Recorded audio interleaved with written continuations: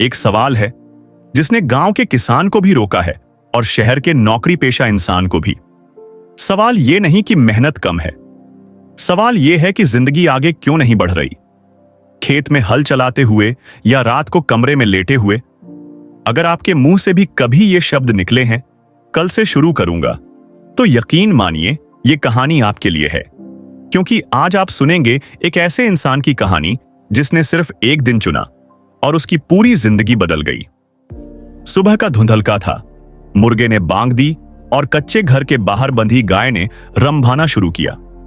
अर्जुन खाट पर करवट बदलकर उठा, मोबाइल की अलार्म बंद की और हल्की आवाज में बोला, आज नहीं, कल से शुरू करूंगा।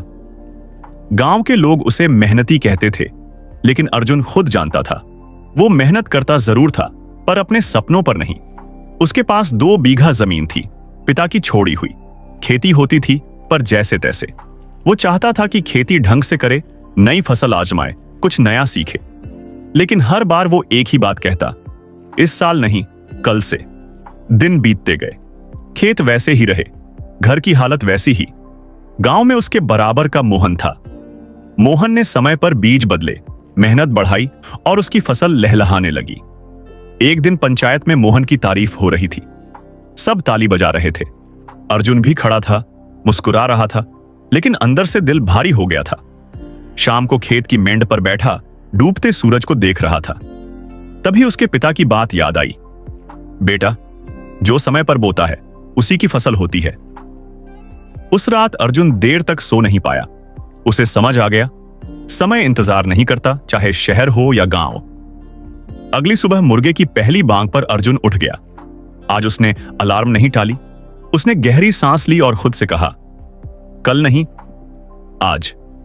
वो सीधे खेत पहुंचा, हाथ में कुदाल ली। धूप तेज थी, हथेलियां उछल गईं, लेकिन उसने काम नहीं छोड़ा। घर लौटकर उसने कागज निकाला और खेती के बारे में लिखना शुरू किया। कौन सी फसल कब बोनी है और कैसे करनी है। दिन बदले, अर्जुन रोज खेत जाने लगा। धीरे धीरे उसकी जमीन बदलने लगी। 6 महीने बाद उसी खेत में हरी हरी फसल लहलहा रही थी। गांव के लोग रुक रुक कर देखने लगे। किसी ने पूछा, अर्जुन, ये सब कैसे बदल गया? अर्जुन मुस्कुराया और बोला, मैंने कल को खेत से बाहर कर दिया।